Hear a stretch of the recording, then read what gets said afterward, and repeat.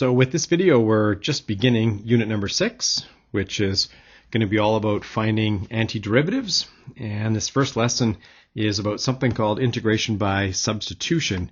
And we're going to get to that substitution thing in just about a page or so. But before we do that, I just want to talk in general about the idea of some things called indefinite integrals. So these are just integrals that are without any limits to them. They don't have any upper and lower limits where you're starting and stopping your integration. And basically what this is just a notation to say, hey, let's go and find an antiderivative. So if I was doing this question here, for starters, I might want to just think of this as being a power. And I could say, hey, that's like integrating x to the 3/4 dx. Right, there's their question. And so that's just an indefinite integral. It doesn't have any limits on the integral sign. And it says, hey, would you mind finding an antiderivative? And then you can stop there. Now, personally, the way I do these ones, I just say, okay, look, let's get the exponent right. So that's actually going to be x to the, raising this by 1, 7/4. That's 1 more than 3/4. And then I think about the number that would have to be out front. I like to think of it as a bodyguard that's sitting here ready to deal with the 7/4 when it arrives. Kind of like a bouncer, I guess, at a bar. Just ready to take that 7/4 away and say, nope, you can't be here, and that would just neutralize it. Now, for indefinite integrals, we always have to add on an arbitrary constant because there could be any number there that we're just not aware of. So it's actually incorrect if you don't put a plus c on these indefinite integrals. Okay, this next one, same kind of plan, although I am going to think of this term here in the middle. I'm going to think of that as saying, minus, and then this, in my mind, is 5x to the negative 3. So when I do my antiderivative, my indefinite integral, okay, this first term, it's going to be x squared. The bodyguard for that would have to be a 1/2. So joining that with the 3, that's going to be 3/2. So that 1/2 part of it's just there for the 2 that would come down from doing a derivative. And then moving down the road, this is going to be x to the, raising the exponent by 1, a negative 2. That means I have to have like a negative 1/2 bodyguard. I'm going to have a double negative there, so that's going to end up being 5/2. And if you think about just doing a power rule derivative, you can see that, oh yeah, that would indeed have to be 5/2 for the coefficient. Okay, the next term, quite easy, just going to be a 4x as we do our antiderivative, and then plus c. Always that arbitrary constant. Okay, this one here, there really is no nice product rule for doing integration, for doing this antiderivative business. So my advice would be, if you ever can, simplify the story. So this story is actually the antiderivative of x to the 4th plus, well, it would be 6x squared by the time you multiply and double, and then a 9 dx. That's the question in a simplified form. Now I'm ready to go.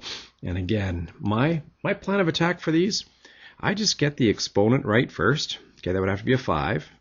And then I think, well, what would have to go here to deal with that 5 arriving? How about a little 1/5 bodyguard? Going down the road, I'm going to have an x cubed. That means I'm going to have a 1/3 bodyguard. And if you want to just write that as 6/3, that's not going to hurt anything. Okay, sure, you could write that as a 2 if you want, but that won't hurt anything to write it like that. And then I'm going to have 9x and then plus c. Have to have those plus c's in there. This one as well, I would simplify. I would say, you know what, this question, if I simplify that, is actually the integral of x. And then continuing on here, I could call this next term a 1/2 x to the negative 3 dx. Now I'm ready to do my antiderivative, just using power rules. So it's always nice to do the power rule if you can, but that could involve having to simplify first. Okay, this one, that's going to be an x squared with a little 1/2 bodyguard. Moving on down the road, this is going to be an x to the negative 2. Okay, the bodyguard for that would be a negative 1/2. So I'm going to have a minus sign. There's the 1/2 that's already there, and then another half that I'm going to need. Now, if you try doing a derivative of that, you'll see that that will work perfectly. This negative 2 will come down, neutralize the negative sign, neutralize one of these halves, and we'll be exactly where we want to be.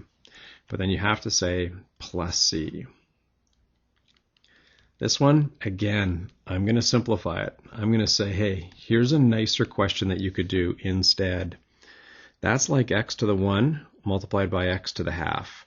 So this question is actually 5x to the 3/2 if I just add those exponents together. That's a nicer question to start with. And our usual game for doing powers, just going to raise the exponent by 1. Okay, 5/2. And then a little bodyguard. This 5 is going to hang around. You can just leave that there. And then you would need a 2/5 bodyguard. So, okay, sure, you could just write that as a 2 if you want. But you could also leave it like that. That won't hurt anything. As long as you put that plus C on there, we're fine. This one here, going to definitely simplify. There's no nice quotient rule in this business. So if I can go and simplify that and say that that would be x to the -2 and then minus, well, it would just be a 2 actually, dx. That is a better question to start with. So I'm going to raise the exponent by 1. That would be x to the -1. And that would be a 1 over -1. That'd be a negative sign bodyguard. That should have that all ready to go. And then minus 2x plus a c. And then we're totally fine. So generally, we're going to try to simplify anything if we can. We don't want to do anything super exotic if you can just simplify it and do a nice, simple power rule. Now, what if you can't? Well, if you can't do that, our go-to method is going to be this thing called integration by substitution, or as I jokingly like to call it, the Iliorniak. And you're like, what is that? Klingon or something for, substitution?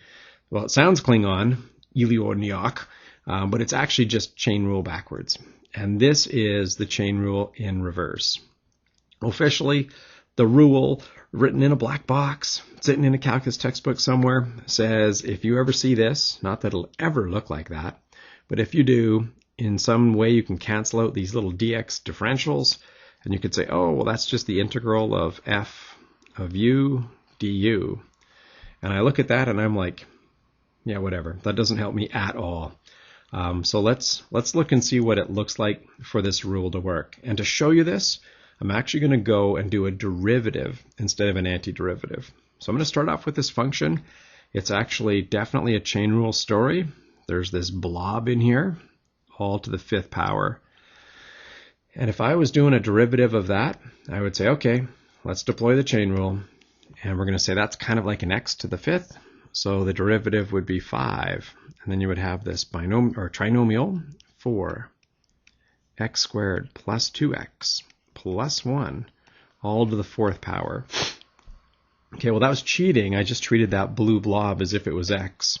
And now what I need to do is multiply by the derivative. And the derivative of that blue blob would be 8x plus 2.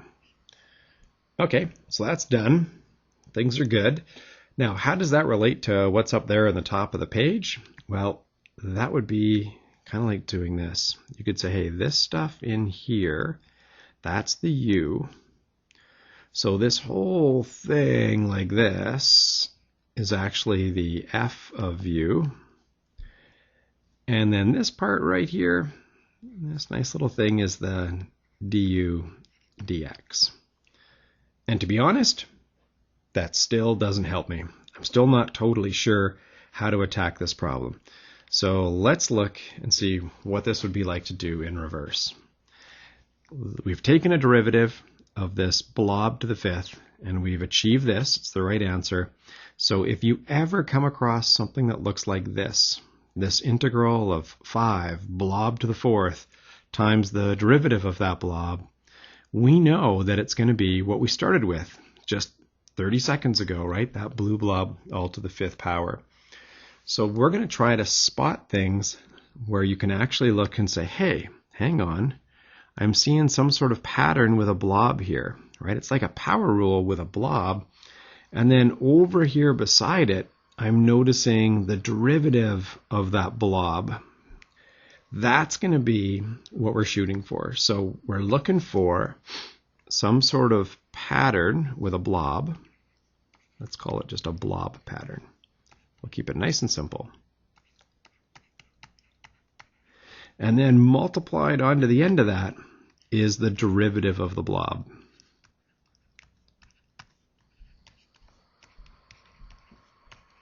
If that's what you see, then we're actually very, very lucky. Okay, so this derivative of the blob As soon as I see that, and that makes me say, oh yeah, we're lucky. So we are lucky that it's here. This 8x plus 2 is here. If it wasn't there, I wouldn't be able to use this method. So I'm super happy to spot a pattern with a blob and then the derivative of the blob. All right, now let me show you how that could actually work to do this. So I'm doing this integral here. Now on the previous page I said, well, simplify it if you can. Well, I could, but it would take me an hour to take that to the 8th power. I do not want to have to do that. But I'm noticing that I'm incredibly lucky. I actually see this blob right here, and I'm seeing that blue blob all raised to the 8th power. So there's definitely a blob pattern. And lucky me, not too far away, sitting right here is the derivative of the blob. If you see that, oh, we are so lucky, right? So I'm noticing that as I stare at this question, I'm definitely seeing some sort of blob here, and then I'm seeing the blob's derivative right there. Here's how I would go about doing integration by substitution. Okay, and you can skip some steps after you've practiced this a little bit, but this will actually work nicely for you every time. Let's do a little assignment here. Let's just say, hey, why don't we let b for blob be that 5x cubed plus x. I'm now going to go and take a derivative of that. And I'm just going to put this in a different color because in a minute or two, after you've done a few examples, you might skip this one step in here. But if I take a derivative, I end up with 15x squared plus 1. Now remember, I've spotted that like right here, right? Okay, at this point, we're going to take this derivative that Leibniz would write as dB dx, meaning small changes in b divided by small changes in x. And I'm going to multiply both sides by dx, by this thing called a differential right there. And if I multiply by that differential, I'm going to end up with dB is equal to 15x squared plus 1 times dx. And I'm noticing that that is showing up in this integral. Now, I don't normally have to rewrite the integral, but if it's helpful, let me do that this time. You could say, hey, this is an integral of this blob, 5x cubed plus x, all to the 8th power, times, well, I see this 15x squared plus 1 and the dx. So I'm now going to do this. I'm going to look at this story and say, hey, did you notice this? There's a 15x squared plus 1 times dx sitting right there. And there's a 15x squared plus 1 times dx sitting right there. Those are identical. So let's swap them out. Let's take this thing right here, this whole thing, including the dx, and we're going to say, hey, that's just a dB. So I don't like using the u that they have up at the top of the page. I'm going to save that for the next lesson for a different topic. I like to go with b for blob. And then I would take this story, this integral, and I would say, all right, I'm just going to rewrite this integral. I'm going to call it I for integral.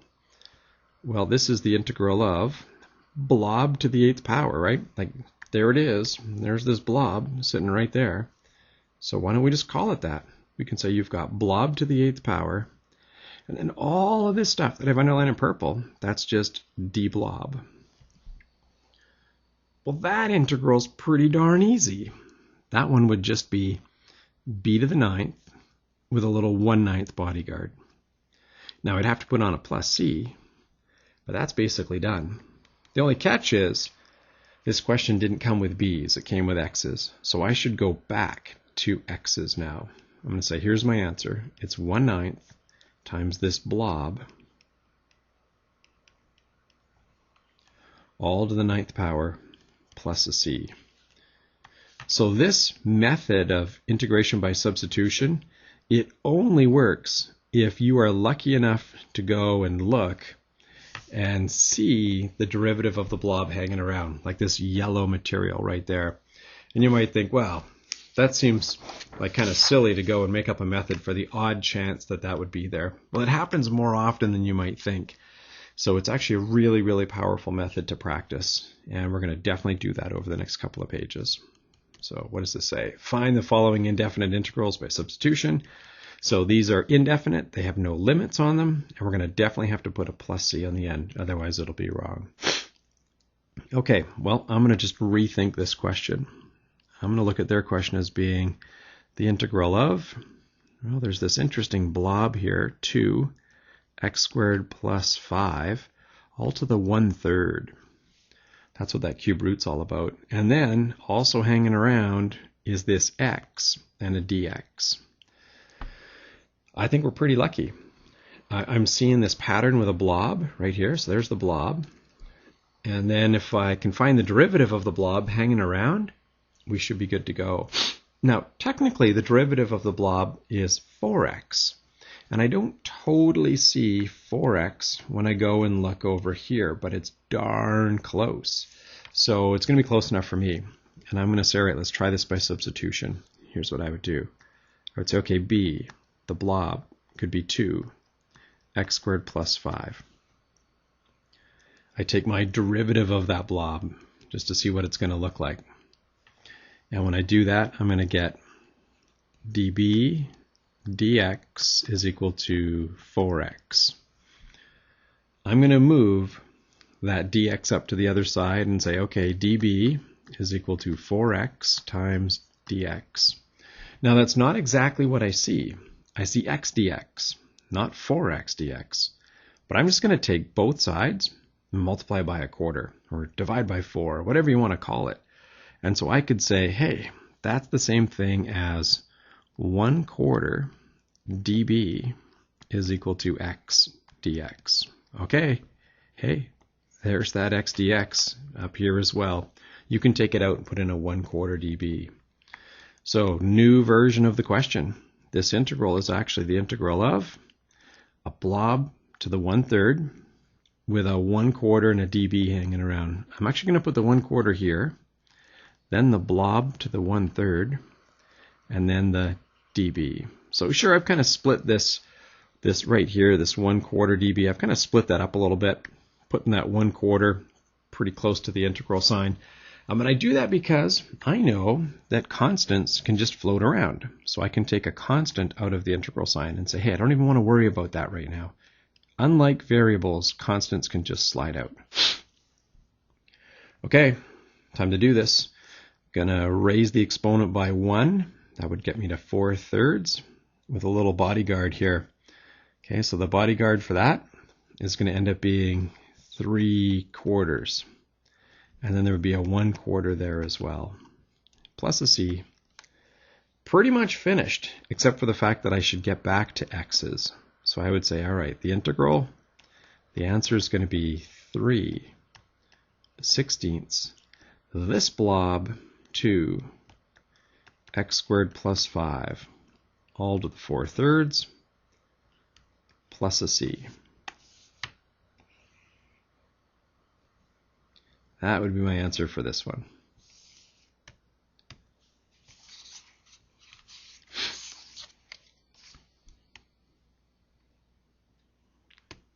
Okay, let's try it out on this next one. So each one of these is going to have a little bit of a curveball to it. So you can see this plan for integration by substitution. When I first look at this one, I'm kind of looking for the blob and then thinking about its derivative. Okay, so there's the blob. So what's the derivative? You know, you might say, well, it's 5, and you're kind of stuck because there are no 5s hanging around. Well, the interesting thing about the derivative is that it's just a constant, doesn't have any x's. So I would do this one by substitution, and I would say, yeah, you know what? This story, it's actually the integral of this blob 5x minus 4 all to the 1/2 dx. Definitely have a blob. Let's let b for blob be that 5x minus 4. So then db dx is equal to a plain old 5. I don't want that 5. I don't see any 5s hanging around in the story. So I'm actually going to multiply by dx and divide by 5 and say, hey, 1/5 db is equal to just a plain old dx. And I'm doing that because I'm seeing there's just this plain old dx sitting right there. I can take that out and put in a 1/5 dB. So, new version of their story. This integral, it's actually the integral of a 1/5, a b to the 1/2, and a dB. I know how to do that one. I know that I can just slide the 1/5 out. No big deal for constants. And then I'm going to integrate this b to the 1/2. So it's going to be b to the 3/2 when I raise that by 1. And then a little 2/3 bodyguard to deal with that 3/2 that might crash the party. I should put a plus c on. And now, just polishing up my answer, I'd say, okay, this integral, it's actually going to be 2/15.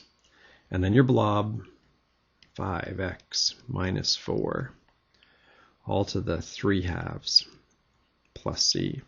Now, if on any of these, you're looking at it going, I don't get it, I don't quite get how that works, why is that going to be the right thing? My challenge to you would be, take a piece of paper and take a derivative of that.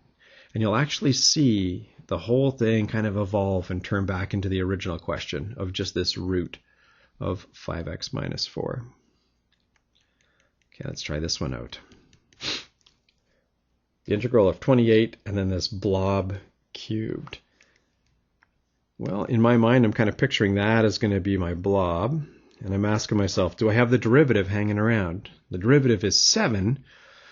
Well, more importantly than 7, the derivative is no x's at all, just a constant. So yeah, that sounds good. I don't have any other x's hanging around. So this is perfect. I can say, okay, the blob could be 7x minus 2. So if I go and take a derivative, I'm going to get 7. And then I'm going to move that, well, okay, I'll do the steps here. Normally you would skip this step, and you would jump right down to this step, to dB is equal to 7 times dx. Now, there are options here. I've seen people do two different things. I'm going to just play safe and say, well, I just want to plan for the dx. So maybe I might say 1/7 times a dB would equal a dx. So if you've got a dx, which I do right here, that you're trying to replace, that you're trying to eliminate, great. Just call it 1/7 dB. I've seen other people, and this is very elegant, they look at it and they go, well, wait a minute, you're trying to get rid of a 28 too. You've already got 7 dx. You could multiply everything by 4, and you could say 4 dBs are equal to 28 dx's. And then you could replace the 28 and the dx at the same time. Very elegant, very nice, very fast. If you can see that and that's comfortable for you, go for it. But I'm going to go with the 1/7 dB version. And I would say that this could be your method. You can say, okay, new version of their story. I'm integrating a 28.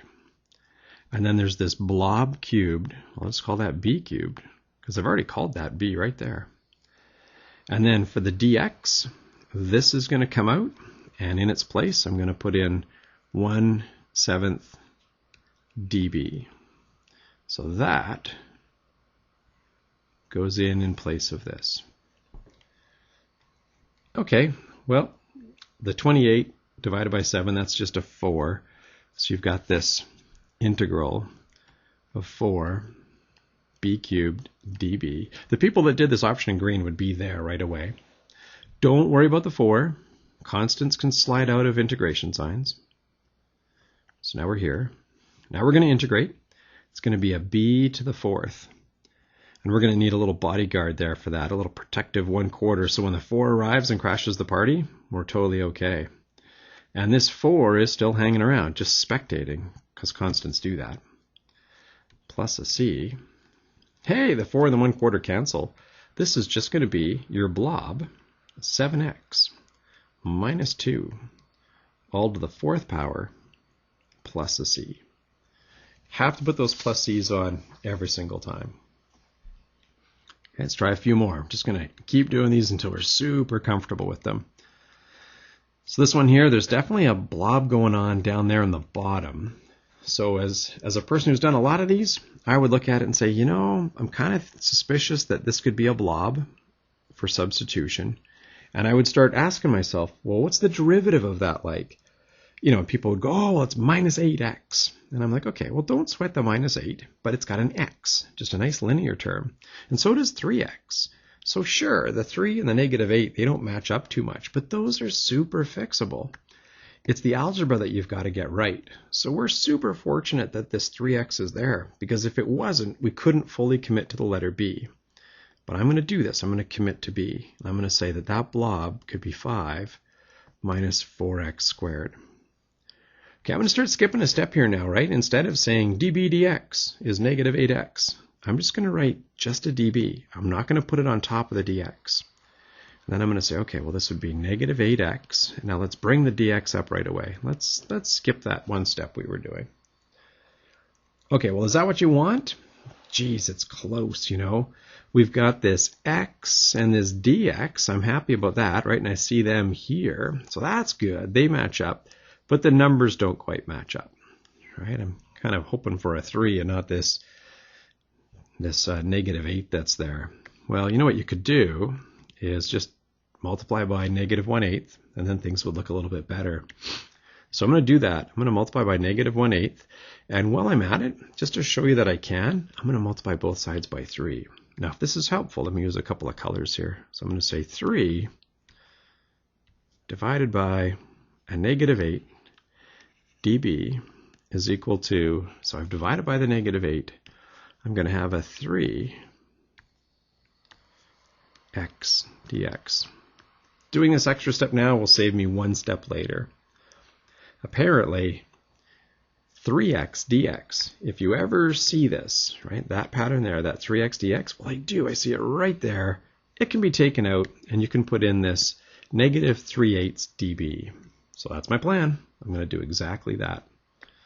So I'm going to rewrite their question and say, hey, your integral, your indefinite integral is going to be an integral of, well, I've got this blob down there in the bottom. Okay, and then I'm going to have, so let's write this 1 over the blob. And then I'm going to have, for that 3x dx, I'm going to have a negative 3/8 dB. Well, the negative 3/8 is harmless. It can come out. And then I'm going to write this as the integral of b to the negative 1. Now, I don't care whether you call it b to the negative 1 or 1 over b. That is one integral that you just have to know. It's the one power function that doesn't use the power rule backwards. That's the one that came from lns. So the answer here is going to be negative 3/8. It's going to be the ln of that b, and then we're going to go plus c.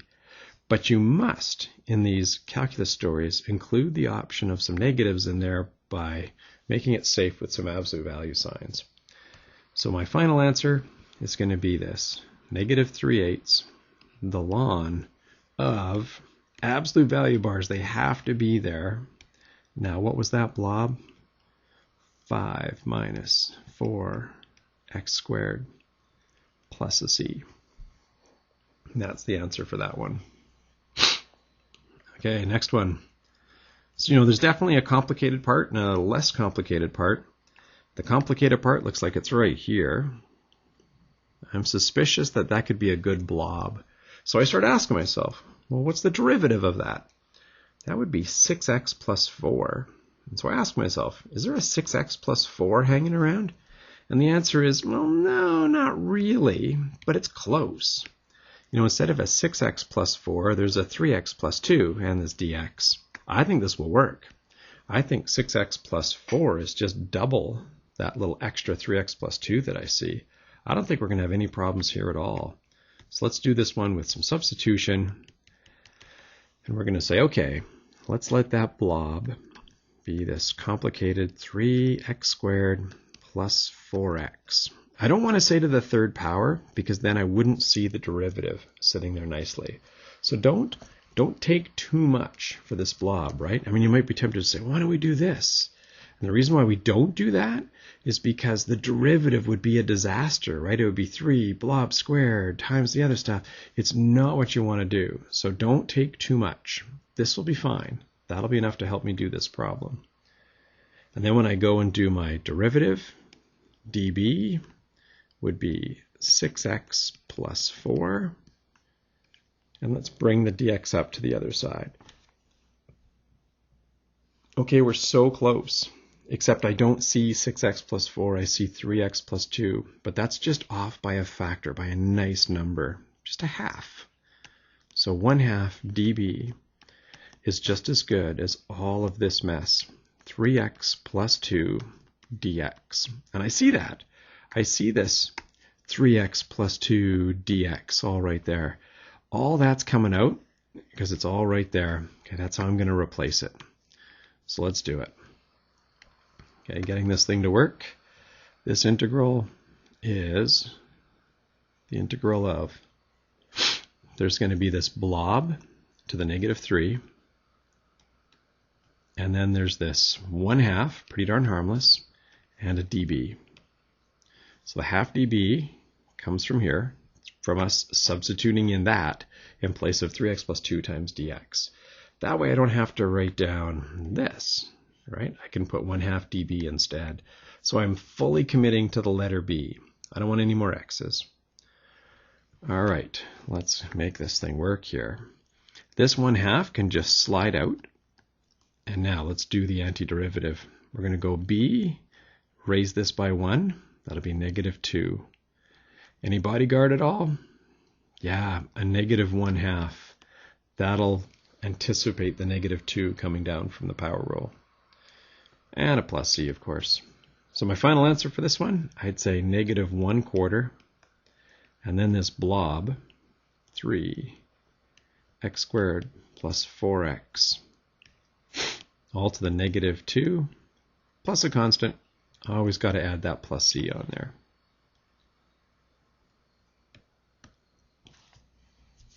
Okay, so far so good. This one's a little more challenging to spot, trying to figure out exactly where we should get this thing to work, what we should call the blob. I am going to rewrite it a little bit, just so you can see it just in another form. This is the integral of 1 over x times 1 over a ln x that's been cubed dx. So you have to look around and say, what would be a good blob? You know, is there something that I could say, hey, why don't we call you B? And if we call that thing B, things look a little bit better, and the derivative of that B is also hanging around. And I think a perfect choice would actually be just ln x, not to the cube, just this part right there. And the reason is I'm noticing this. I'm seeing that 1 over x. So that's what I'm going to try. I'm going to say, hey, why don't we just call B equal to ln x? Then, okay, I'll put the step in this time. dB dx would just be 1 over x. Or, moving the dx, a dB is a perfect replacement of a 1 over x times a dx. And I'm seeing that. I'm seeing that 1 over x times dx right there. So all that stuff I've circled in orange, it's all out of there. And in its place, all I have to put in is a dB. So this integral starts to look really simple, really quick. This is just going to be the integral of b to the -3 dB. Once we fully commit to the letter B, that's totally doable. I can raise the exponent by 1. That would be b to the -2. Put in a little protective bodyguard here, a little -1/2, and then add on a C. Writing that back with x's, I would say this integral is -1/2, and then ln x all to the -2 plus C. Now how you choose to write that is up to you. Other people might say, oh, I think it looks nicer to write it like this. 1 on top of 2 ln squared x plus a C. Sure, if you want, if you think that looks better, you could definitely do that.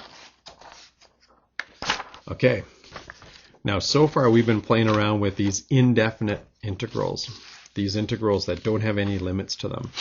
I want to show you what happens when it is a definite integral, when there are some limits. Okay, so I know these are definite integrals, right? What makes them definite is I know exactly where we are finding the area underneath the function, right, because of this 1 to 4. So as soon as you see those limits in there, then you know you're doing a definite integral. So these have limits. They have starting and stopping numbers. Okay, well, there's lots of room on this page, so jump down a little bit because I'm going to make a note in here later, maybe just a few centimeters, and I'm going to try to come up with a good substitution that would work. Rethinking their question, this is the integral, definite integral from 1 to 4, this blob, 5x minus 4, all to the 1/2 dx. Okay, a great blob would be 5x minus 4. I like that because its derivative has no x's. It's just a 5. So you'd have db is equal to 5 times dx. I skipped a step. You know that step where you'd say db dx is a 5. Great. Then move the dx up. You get to there. I don't see any other 5s hanging around like here or here. They just don't exist. So let's get rid of this 5 and say 1/5 times a db is equal to just a straight dx. That's your replacement plan for this. Right? That dx is coming out of there, and we can just put in a 1/5 db. Okay, so this integral becomes the integral of b to the 1/2, that's that blob right there, times, and then the dx becomes a 1/5 db. Not at all worried about the 1/5, it's just going to slide out front. There you go, done. Now, the antiderivative, well, this would be b to the 3/2 when I raise it by 1, with a little bodyguard here of 2/3. So it looks like we've got 2/15 b to the 3/2. Now, at this point, for this question, which is a definite integral, it has those limits on it, you've actually got two options. I want to show you what they are. They're both going to give you the right answer.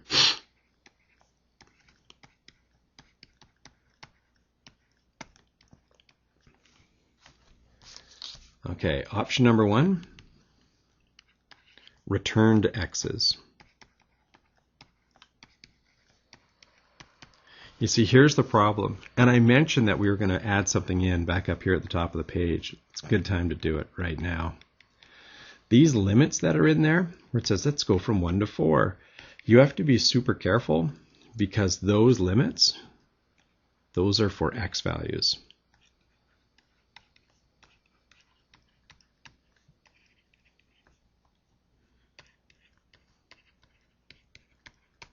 Not b values. So it's not like b is going to go from 1 to 4. So option number 1, let's get rid of the b's and let's go back to x's. You could say, okay, my integral, now I've finished it here now, it's 2/15, that blob, 5x minus 4, all to the 3/2. Now I'm going to put my little evaluation box on this. Now that I'm back in x's, I do not have to put on a plus c. That is very deliberate because I'm going to be doing the subtraction here, and if there was a c, it would make no difference. And I'm going to put my 1 and 4 here. Now I don't normally put in explicitly that it's x, but it is. X goes from 1 to 4. And then I could go and evaluate that and see what I would get. Right? Put the 4 in first, and then put the 1 in later. Totally gives you the right answer. You know, and if you wanted to see what it is, okay, well, this is doable. If we put the 4 in, 5 times 4 is 20, take away 4 is 16. So you'd have 2/15, and then a 16 to the 3/2. So you're rooting it and then cubing it. And then subtract, and you would go 2/15, and now we're going to put the 1 in. 5 times 1 is 5, take away 4 is 1 to the 3/2. Okay, and that would be the answer. Option 2. Option 2 says, let's commit to the letter B's.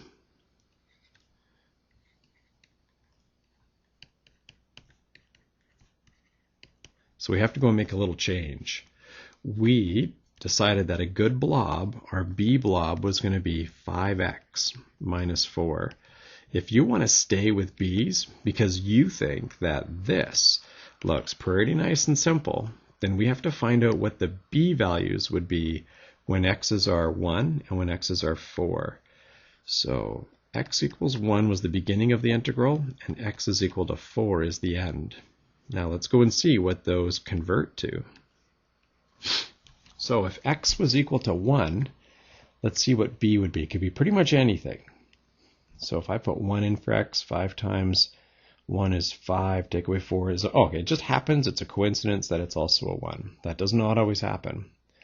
If I put 4 in, 5 times 4 is 20, take away 4 is 16. Okay, so b is equal to 16. So then when I go to evaluate this, sure, I can go with this simplified picture here, right? It's nice and simple looking. It's not quite as long as the version that has x's in it, right? That can be done, but I have to now work entirely with b's. And you could say, okay, here's my plan. I've got this 2/15 b to the 3/2, and I'm going to do some evaluation. I'm going to go from b is equal to 1 to b is equal to 16. I'm going to see what that looks like. Now, of course, you're going to get the exact same math here, right? You're going to say, oh, well, that's going to be 2/15. Final number goes in first, minus 2/15, and then the original number. So sure, it's the same math in the end, but you've got those two options. Either switch back to x's and use the numbers they had for the limits, or fully commit to the letter b and switch your limit numbers around.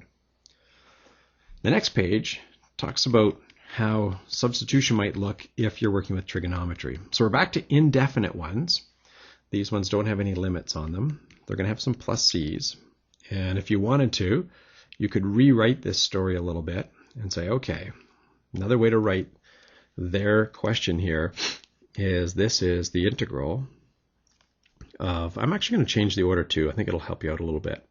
There is a sine x all to the 8th power, and then there's also a cosine x and a dx.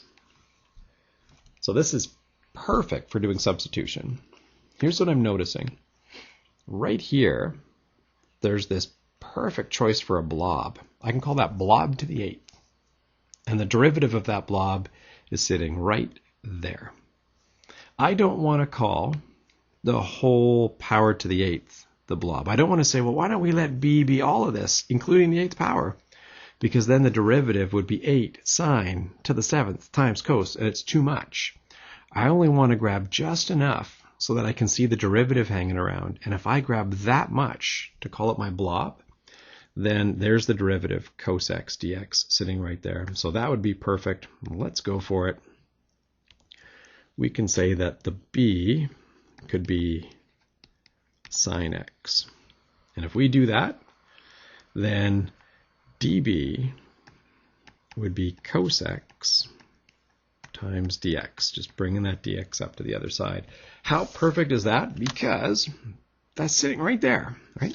All that's going to come out, all that purple underlined stuff, and we can just put in a db, and suddenly this question looks a lot simpler. It doesn't even have trigonometry in it. We can say, okay, your integral is actually the integral of, well, that's blob to the 8th times db. Huh, so nice. This would be just b to the 9th with a little 1/9 bodyguard plus a c. Okay, so this answer, this integral, is actually 1/9 sine x all to the 9th power, which I can just write like that if I want, and then plus c. So it's actually pretty nice doing integrals that have trigonometry in them by doing substitution. This one here, again, we're trying to look for a perfect blob where you can say, hey, look, there's the blob's derivative hanging around. And what I'm noticing is this could be a perfect choice because the derivative, 2x, it's pretty much hanging around. And you might go, no, there's a 5x. Well, I'm just happy that the x's match. So this is a great match for us. We can say, okay, that blob could be x squared. So then dB is equal to 2x dx. I don't really want that 2. I'm not seeing a 2 in my story, so maybe I'll divide by 2. Hey, if you want to get rid of an x and a dx, no problem. You can just call it 1/2 dB. And I'm seeing that, right? Like here's the x and the dx. Those things in yellow, they're gone. Now the 5 still floats around, but the stuff in yellow is gone, and I can just put in 1/2 dB. I'm going to put that in its place. So here's a new way to write their story. I like this version better, to be honest. You could say, hey, your integral, it's really just this. There's an integral with a 5 kind of hanging around, and then there's a cosine of a blob, and then the x dx, that's going to be a 1/2 dB. I'm totally unafraid of constants. They just slide out. So I can bring out the 5 and the 1/2 and say, okay, outside the integral sign, there's a 5/2. And then I'm integrating cosine dB. Now, it's easy to get a little turned around here, right? And say, oh, what is that minus sign? Well, actually, it's just sine. Because if you took a derivative of sine, you'd get cos. And that's what we're trying to do with antiderivatives. Think, what could I take a derivative of to get that? Now, the 5/2 will still sit there, but it's going to look like this. So when I go back to x's, I would say your answer is 5/2 times the sine of x squared plus a c. Okay, let's do one more of these trig ones.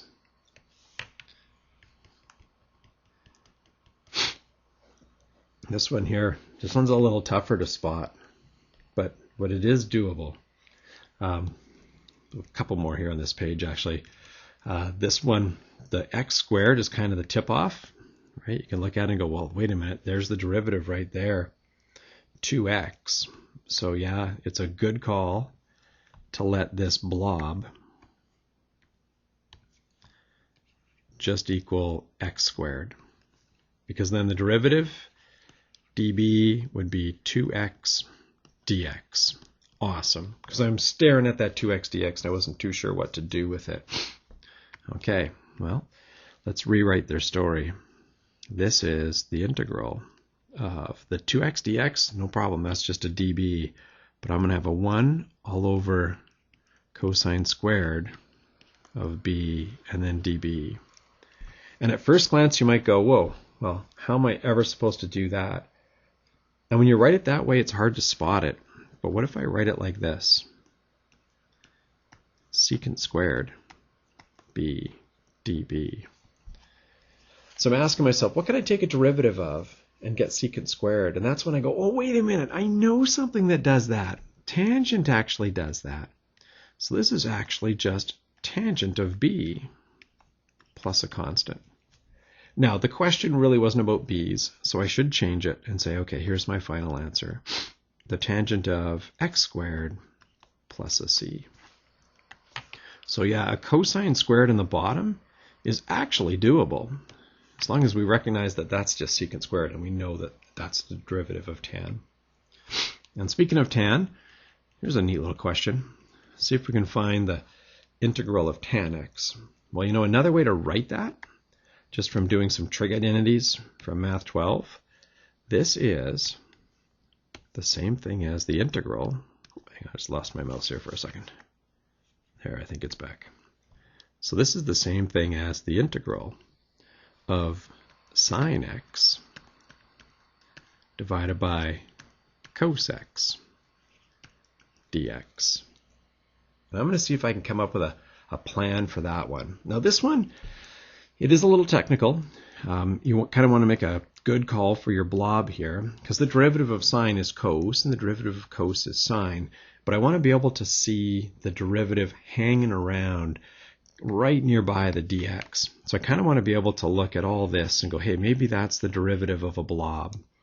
And to get there, I could say, well, hang on, what if b was equal to cos x? and I did a derivative. Doing a derivative, dB would be minus sine x dx. Or getting rid of a minus sign, a negative dB is equal to sine x dx. So I certainly do see a sine x dx. I can take that yellow highlighted stuff out, and I can call it just a negative dB, but I'll still have this blob cosine down in the bottom. But there's a plan for that. I'm going to have the integral of, there's going to be a negative 1, and then there's going to be this blob down in the bottom, dB. I'm not at all worried about that minus 1. I can extract that out. And I'm trying to do this integral of 1 over b dB. That integral is just one you have to start spotting. This is one that you cannot do by a power rule. You know, sure, it's b to the negative 1, but you can't try to unpower rule that. It's the one power that doesn't work. And it's the one power that you have to look at and go, oh, I know that. That's what happens when you take the derivative of ln. So this is actually minus the ln of b. And you do have to put in some little protective absolute value bars there. And so that's going to be the this one's tougher. That's going to be the antiderivative of this. It would be great if we could go back to actually using x's. So I'm going to call this minus the ln. I'll stick in my absolute value bars. And then b was actually cos. So, okay, cos x. And then a plus c. So it's pretty messy, but that's actually an antiderivative for tan x. That one was getting pretty hard, but again, the key thing to watch for, we're looking for a choice for the blob where you can say, okay, if I call that the blob, that part gets better, and oh look, the derivative of the blob is actually hanging around. And for those questions there, I mean, those are great choices, I think, on that page. The last page, this is kind of just icing on the cake. This is hard stuff. It's a totally different way of looking at these questions. I call it creative substitution, and you have to do a little outside the box thinking. So this is kind of high end, these ones here. So if I was looking at this question, I would probably be suspicious right away that this might be a good blob to call that x plus 1 equal to the b. And let's just try that, and you can watch what happens. So you'd say, okay, b could be x plus 1. So then you go and you do a derivative, right? You'd say, okay, well, you know, db dx would just be a 1. So, okay, db's are equal to dx's. So if you want to get rid of a dx, and I do, I want to get rid of that dx that's right there. Oh, no problem. Just swap it out. Call it a db. But when I first try doing this, things don't go so well. If I try rewriting this integral by switching over to b's, I still have this lonely x sitting there. It hasn't left because it didn't show up in my derivative here like it usually does. So if I looked at what I've got so far, I've got the integral of x times this root of the b. That's actually okay. That's working for me. And then a dB. So as I look at it, I'm kind of saying, okay, this part, that's going well, right? That's actually good news. But then there's this x that's just hanging around and it won't leave the party. So we need to find a way to get rid of that x. So you have to be a little creative here. But here's an option. You could say, well, hang on. If b is equal to x minus 1, couldn't you take that and kind of rearrange it a little bit and say, well, x's, if they won't go away, they could be called b minus 1. And then you can rewrite this integral and say, okay, so the integral is the integral of b minus 1. And then there's that root b. Well, I'm going to call that b to the 1/2 db. And at first glance, you should be looking at this saying, you didn't make it any better. You know, you've still got a monomial and a binomial, just like we had before, a monomial and a binomial. But it is actually better because I can freely distribute these powers, and I couldn't do that before. So I could say, hey, this question, it's actually the integral of, if I just simplify, b to the 3/2 minus b to the 1/2. Okay, I don't need any substitution help with that. These are just some powers. I can do these. This is going to be a b to the 5/2 with a little 2/5 bodyguard minus, raise the exponent by 1, 3/2 with a little 2/3 bodyguard and a plus c. Okay, final answer. Hey, this thing actually worked. I would go with 2/5. The blob, well, that's an x plus 1, all to the 5/2 minus 2/3 x plus 1, all to the 3/2 plus a c. Getting a little longer looking, but it worked. We did manage to actually break that thing open and get it to go. The last one, I don't anticipate ever offering you one of these on a test, but it is sort of interesting. I can't just call this whole thing here the blob, because if I do, the derivative 7x to the 6th minus 32x cubed, it's nowhere around. It's just not hanging around. But I could, if I look around and play around with this, I'm not saying this is obvious. I'm just saying, well, this is an option. You could actually do this. You could rewrite the question and say, well, hang on, couldn't this be the same thing as the integral of, now still all under the root sign. I could do a little factoring here. I could factor out an x to the 4th and call this x cubed minus 8, and then a dx. Now, one of the things that we've seen, like in Math 10, was that if you have perfect squares under roots, they can come out, and you'll see the square root of that on the outside. So this could actually be rewritten as the integral. Now, the root of x to the 4th, that's just an x squared. And then you would still have this root of x cubed minus 8 dx.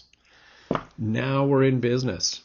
By extracting out that x to the 4th, which when it does leave the root, looks like an x squared, that just happens to be the right pattern to be a derivative of that blue blob. It's not perfect, right? It's off by a factor of 3, but we've never been worried about constants. We're always just trying to get the algebra right. So this does work. You could say, okay, the blob could actually be x cubed minus 8. So db dx, usually we don't write that step out, but I'll do it. Got some room here. Would be that. Move the dx up to the other side. Looks like that. Then I'm going to divide by 3 because I don't have any 3's lying around. There. If you've ever got an x squared dx, which I do, right here, x squared dx, you don't have to look at those. They can go. Take them out of there. Put in just a 1/3 dB instead. So here's a new way to write their question. You can fully commit to the letter B and say, all right, new plan. There's going to be a 1/3. And there's this blob all to the 1/2, right? That's that blue stuff right there. And then a dB. So I'm already starting to split the 1/3 dB up because I know constants can just slide out the front here. We're going to have this. Okay, that integral, it's just a power rule. So we're going to say, okay, that's b to the 3/2 with a little 2/3 bodyguard and a 1/3 just spectating this whole show. Looks like the final answer for this integral looks like it's 2/9. The blob, x cubed minus 8, all to the 3/2 plus a c. That question's done, and this lesson's done. So that was integration by substitution. The key thing is to look around for a blob where you can say, hey, if I call that a blob, then the derivative of it is just sitting right there, and let b equal that blob, do your derivative like we've done in purple over there on the left, and then everything starts to clean up really nicely. That's going to be our main go-to method for tough antiderivative questions.